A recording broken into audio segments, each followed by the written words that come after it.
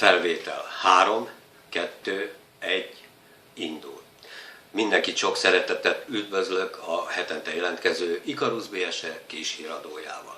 A tartalomban az elmúlt hét eseményei, valamint a következő hét programjai mellett nyilvános információkkal jelentkezem.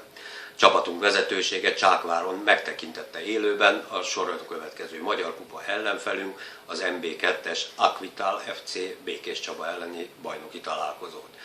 Hasznos információk birtokába jutott az edzői stábon, amit nagy valószínűséggel át tudnak tenni saját játékunkba majd szeptember 10-én ellenük.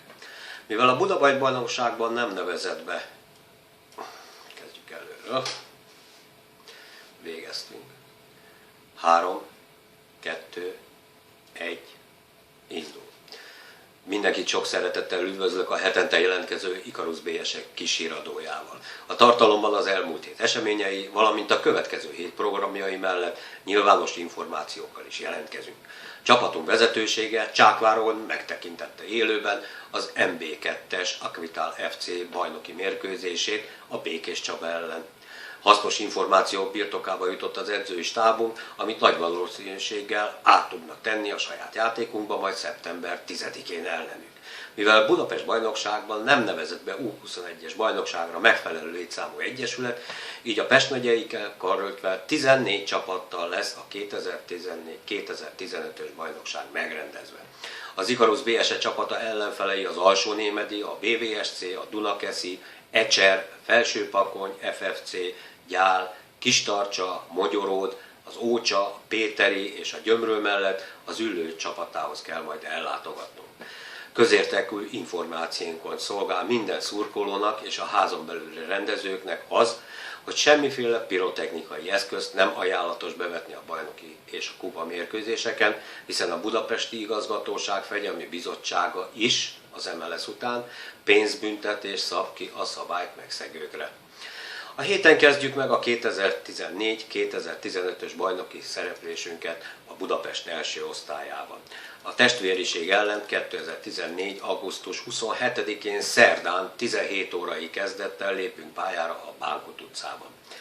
Sportorvosi vizsgálat lesz még ezen a héten utoljára az utánpótlás csapat tagjainak részére, 2014. augusztus 29-én pénteken délután 5 óratól, majd szombaton reggel 9 órától 13 óráig lehet a vizsgálatra jelentkezni. Sportorvosi kartonod mellé vidd el a tajkártyádat, valamint a lakcímkártyádat. Az orvosvizsgálat díja 3000 forint, amit a helyszínen készpénzben kell megfizetni.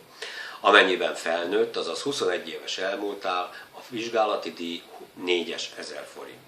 Augusztus 31-én a 2003-as, 2004-es és a 2006-os csapatunk a Glóriát kupára hivatalos meghívást kapott, míg a 2005-ös csapatunk ugyanezen a napon az újpesti haladás Blaha Lujza utcai évadnyitó tornáján vesz részt.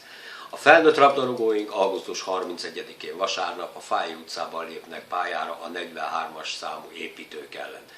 Bővebb információ természetesen keresd fel az Ikarus BSE honlapját, ami továbbra is www.ikarusbse.com.